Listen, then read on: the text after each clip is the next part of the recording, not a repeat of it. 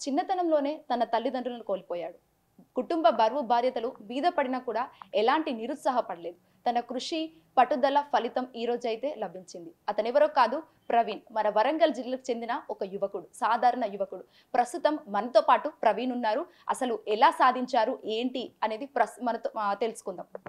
నమస్తే ప్రవీణ్ గారు. ఎక్కడి నుంచి వచ్చారు? ఏ జిల్లా మీది? నమస్తే అండి. నాది ఎర్స్ట్‌వైల్ వరంగల్‌లోని ములుగు డివైడ్ అయిన తర్వాత ఇప్పుడు ములుగు జిల్లా. మాది ఏటు నాగరం మండలం, ఆకులవారి గ్రామం అండి. నేను అక్కడే 10వ తరగతి వరకు జిల్లా పరిషత్ హై స్కూల్‌లో చదివాను. దాని తర్వాత intermediate social welfare junior college Jakaram Mulugu జిల్లాలోనే చదివాను. తర్వాత ఉస్మానియా యూనివర్సిటీలో బీటెక్ చేశాను. బీటెక్ తర్వాత సివిల్ సర్వీసెస్ ప్రిపరేషన్ గురించి ఇక్కడ Telangana SC study circle Banjara హిల్స్‌కి రావడం జరిగింది. ఇక్కడే కోచింగ్ తీసుకుంటూ సివిల్ సర్వీసెస్ అపేర్ అవుతున్నానండి. ఇప్పటికి ఒక 5 అటెంప్ట్స్ అయ్యాయి. ఒక రెండు సార్లు ఇంటర్వ్యూకి కూడా వెళ్ళాను. బట్ అన్‌ఫార్చునేట్‌లీ ర్యాంక్ రాలేదు. సో మళ్ళీ అదే ప్రిపరేషన్‌లో ఉన్నానండి. అంటే ఎన్ని ఇయర్స్ నుంచి ఉంటున్నారు ఈ టీఎస్ స్టడీ సర్కిల్‌లో? తెలంగాణ ఎస్సీ స్టడీ సర్కిల్‌లో నేను 2019లో అడ్మిషన్ తీసుకోవడం జరిగింది. అప్పటి నుండి 5 అటెంప్ట్స్ ఇచ్చాను.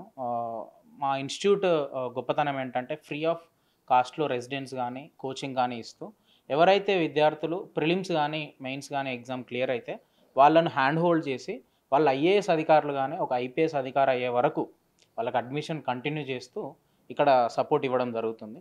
ఈ ఇన్‌స్టిట్యూషన్ 1980లో ప్రారంభించారు. 1980 నుండి ఇప్పటి వరకు దాదాపుగా 450 ర్యాంకులు ప్రొడ్యూస్ చేయడం జరిగింది. అండ్ రీసెంట్‌గా మొన్న వచ్చిన ఫైనల్ రిజల్ట్‌లో కూడా మన స్టడీ సర్కిల్ నుండి 2 సివిల్ సర్వీసెస్ ర్యాంక్స్ రావడం జరిగింది.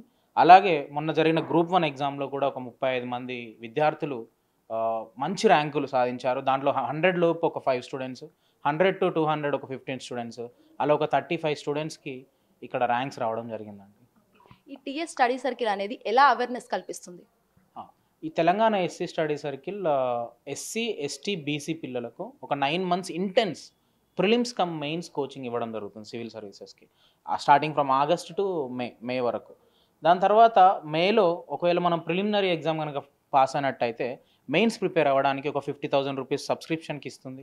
ఒక 20,000 రూపీస్ ఇచ్చి ట్యాబ్ కొనిస్తున్నారు. అండ్ మంత్లీ ఒక 4,000 స్కాలర్‌షిప్ ఇస్తారు.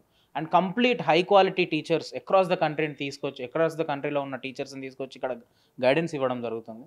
సో అలా ఒక హోలిస్టిక్‌గా ఈవెన్ ఇంటర్వ్యూ అప్పుడు కూడా మెయిన్స్ క్లియర్ అయితే ఇంటర్వ్యూ వెళ్ళే వాళ్ళకు మళ్ళీ ఒక 1,00,000 సహాయం ఇస్తారు. దాని తర్వాత ఫ్లైట్ టికెట్స్ బుక్ చేస్తారు. కంప్లీట్‌గా వాళ్ళు ఒక ర్యాంకర్ అయ్యే వరకు, ఒక ఐఏఎస్ అధికారి గాని, ఐపీఎస్ అధికారి గాని, ఐఆర్ఎస్ అధికారి అయ్యే వరకు ఈ ఇన్‌స్టిట్యూషన్ సపోర్ట్ ఇస్తుందండి. అంటే ఇప్పుడు మీరు టీఎస్ స్టడీ సర్కిల్‌లోనే ఇన్ని ఇయర్స్ నుంచి ఉంటున్నారు.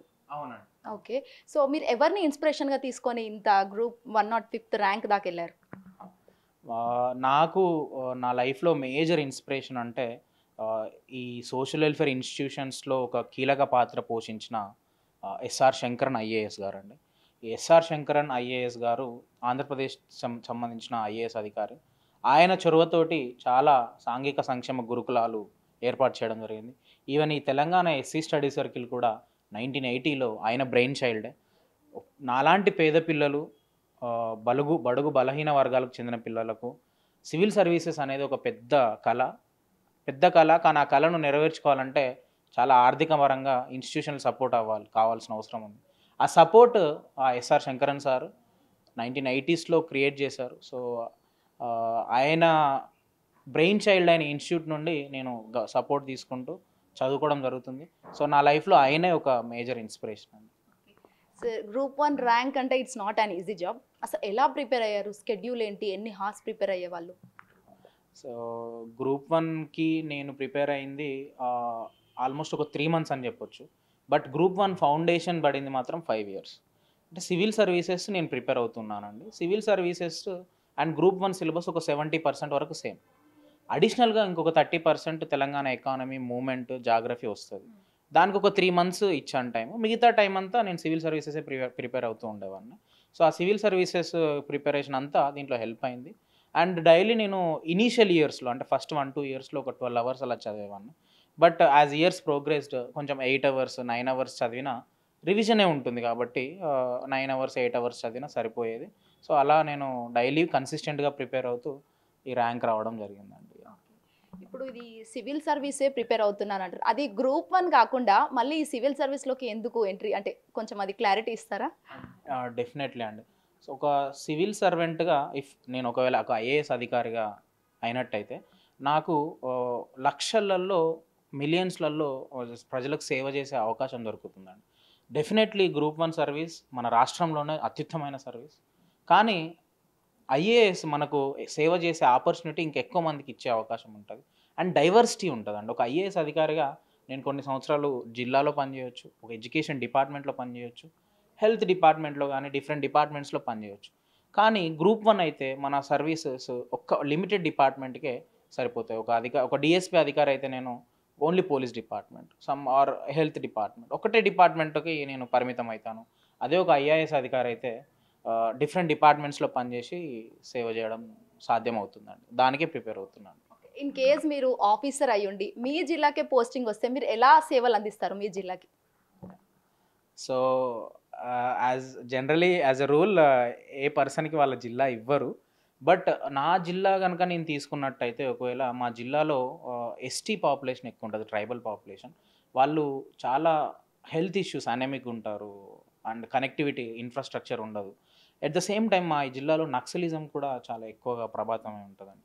సో, అక్కడ నేను ఎడ్యుకేషన్ మీద, హెల్త్ మీద ఫోకస్ చేస్తూ, సో, ఎవరైతే యాంటీ కాన్స్టిట్యూషన్ అయితే నక్సలిజం వైపు నడుస్తున్నారో వాళ్ళందరికీ రాజ్యాంగ విలువలు చెప్పి, రాజ్యాంగం వైపు మలిచి, వాళ్ళను ప్రజాస్వామ్యం వైపు తీసుకెళ్ళి, ప్రభుత్వం మీద, రాజ్యాంగం మీద నమ్మకం పెరిగేలాగా చేసి, సో, అక్కడున్న ప్రజలను అభివృద్ధి పథం వైపు నడిపిస్తానండి. చిన్నప్పటి నుంచి పేరెంట్స్ లేరు, పేపర్ బాయ్‌గా చేశారని విన్నాము. సో, అప్పటి నుంచి ఇప్పుడు మీరు ఇద్దరు సిబ్లింగ్స్ అని కూడా అంటున్నారు. సో, వాళ్ళ స్టడీ ఎలా? మీ స్టడీ ఎలా జరిగింది? అయితే ఇక్కడ ఒక చిన్న విషయం చెప్పాలండి. చదువుకి డబ్బు అవసరం లేదండి. మనకు ప్రభుత్వ పాఠశాలలున్నాయి, కళాశాలలున్నాయి, యూనివర్సిటీలున్నాయి. ఫ్రీగా చదువు చెప్తారు. లిమిటెడ్‌గా కొంచెం మన వరకు ఒక పాకెట్ మనీ మనం రైజ్ చేసుకోగలిగితే సరిపోతుంది. సో, దానికి నేను హోమ్ ట్యూషన్ చెప్పేవాడిని. అప్పుడప్పుడు బయట క్లాసెస్ కూడా తీసుకునేవాడిని. ఇలా నేను రైజ్ చేసిన మనీని మా తమ్ముడికి పంపించడం జరిగేది. మా తమ్ముడు తెలంగాణ యూనివర్సిటీలో ఇంటిగ్రేటెడ్ ఎంబీఏ చేశాడు. అలాగే తమ్ముడు అక్కడ చదువుకున్నప్పుడు ఎలా చదవాలి, గవర్నమెంట్ ఉద్యోగాలకు ఎలా ప్రిపేర్ అవ్వాలని గైడెన్స్ చేస్తూ ఆయనకు హెల్ప్ చేస్తే తను ఒక 3 ప్రభుత్వ ఉద్యోగాలు సాధించాడండి. Central constable, state fire constable and tribal వెల్ఫేర్‌లో జూనియర్ అసిస్టెంట్‌గా జాబ్స్ వచ్చాయి. దాంట్లో ఇప్పుడు ప్రస్తుతం జూనియర్ అసిస్టెంట్‌గా ట్రైబల్ వెల్ఫేర్ డిపార్ట్మెంట్‌లో చేస్తున్నాడు. సో, ఇన్‌స్టిట్యూషనల్ సపోర్టే, సంస్థల సపోర్టే. మనకు రాజ్యం, స్టేట్ అనేది అన్నీ ప్రొవైడ్ చేస్తుంది. గవర్నమెంట్ ఇన్‌స్టిట్యూషన్స్ ఉన్నాయి, ఎడ్యుకేషన్ ఇన్‌స్టిట్యూషన్స్. వాటిని మనం సద్వినియోగం చేసుకొని కష్టపడితే definitely we can achieve anything అండి. ఈ జనరేషన్‌కి మీరిచ్చే సజెషన్ ఏంటి? సో, నేను ఈ మధ్య కాలంలో యువతలో అబ్జర్వ్ చేసిన కొన్ని ఛాలెంజెస్ ఏంటంటే, ఒకటి ఈ ఫోన్ కన్జంప్షన్ ఎక్కువవుతుంది. 2 కొన్ని దురలవాట్లు గంజాయి గానీ, డ్రగ్స్ గానీ దాని వైపు మళ్ళుతున్నారు. అలాగే వాళ్ళు పెట్టుకున్న లక్ష్యం వైపు వాళ్ళు నడవట్లేదు. తొందరగా గివ్ అప్ ఇచ్చేస్తున్నారు మధ్యలోనే. సో, నేను ఈ జనరేషన్‌కి ఇచ్చే సజెషన్ ఏంటంటే, మీ లక్ష్యం చేరుకోవాలంటే మీరు పట్టుదల, కన్సిస్టెన్సీ ఇవన్నీ వాల్యూ సిస్టమ్స్ మీరు ఇన్కల్కేట్ చేసుకోవాలి 1. 2 మీకు ఈ లక్ష్య సాధనలో డబ్బులు లేవు, వేరే కుటుంబ పరిస్థితులు బాలేవు, ఇట్లాంటివన్నీ ఏ ప్రాబ్లమ్స్ వచ్చినా మీరు గివ్ అప్ ఇవ్వకుండా చదవాలి. మీకు ఆపర్చునిటీస్ గవర్నమెంట్ కల్పిస్తుంది. మీకు ఆపర్చునిటీస్ రాజ్యాంగం కల్పిస్తుంది. మీకు ఆపర్చునిటీస్ బయట చాలా సంస్థలు చదువుకునే వాళ్ళకి హెల్ప్ చేయడానికి రెడీగా ఉన్నాయి. ఇప్పుడు తెలంగాణ ఎస్సీ స్టడీ సర్కిల్ నుండే దాదాపుగా 35 మందికి ర్యాంకులు రావడం జరిగింది. సో, ఇట్లాంటి ఇన్‌స్టిట్యూషన్స్‌ని మీరు యూజ్ చేసుకోండి. మీరు బాగా కష్టపడండి. ఒకసారి ఫెయిల్యూర్ వచ్చినా వాటి నుండి నేర్చుకొని మళ్ళీ మీ లక్ష్యం వైపు నడవండి. That I have learned. నేను ఒక 2 సార్లు ఇంటర్వ్యూ వరకు వెళ్ళి కూడా సివిల్ సర్వీసెస్‌లో ర్యాంక్ రాలేదు. బట్ ఇంకా గివ్ అప్ ఇవ్వకుండా ఐయామ్ ప్రిపేరింగ్. ఇప్పటికీ మొన్న నేను మళ్ళీ ప్రిలిమ్స్ పాస్ కావడం జరిగింది. ఇప్పుడు నేను మళ్ళీ సివిల్ సర్వీసెస్ మెయిన్స్ ప్రిపేర్ అవుతున్నాను. హోప్‌ఫుల్లీ ఈ ఇయర్ మళ్ళీ ఇంటర్వ్యూ ఇచ్చి ర్యాంక్ సాధిస్తే హోప్‌ఫుల్లీ ఇది చాలా మందికి ఇన్స్పిరేషన్ అవుతుందని అనుకుంటున్నాను. Thank you so much Praveen. మీరు ఖచ్చితంగా మీ హోప్‌ని ఖచ్చితంగా మీరు చేరుకోవాల్సిన గమ్యం చేరుకుంటారు. మళ్ళీ ఇదే బిగ్ టీవీతో నేను మీకు ఐపీఎస్ ఆఫీసర్ హోదాలో ఇంటర్వ్యూ చేస్తాను. Thank you so much. So, చూసారు కదా, ఇలాంటి ఆణిముత్యాలు ఖచ్చితంగా ఉంటూనే ఉంటారు, అరుదుగా కాదు ఖచ్చితంగా ఉంటారు. గవర్నమెంట్ అయితే చాలా ఫెసిలిటీస్ కల్పిస్తుంది. ఖచ్చితంగా మీరు కూడా ఇలాంటి సద్వినియోగాలు కూడా చేసుకోవాలని కోరుతున్నాము. ఇలాంటి వాళ్ళైతే ఎక్కువ ఉండడంతో భారతదేశ భవిష్యత్తుకైతే బాట అని చెప్పుకోవచ్చు. కెమెరామెన్ హరీష్తో శ్వేత గంగాధర్, బిగ్ టీవీ, హైదరాబాద్.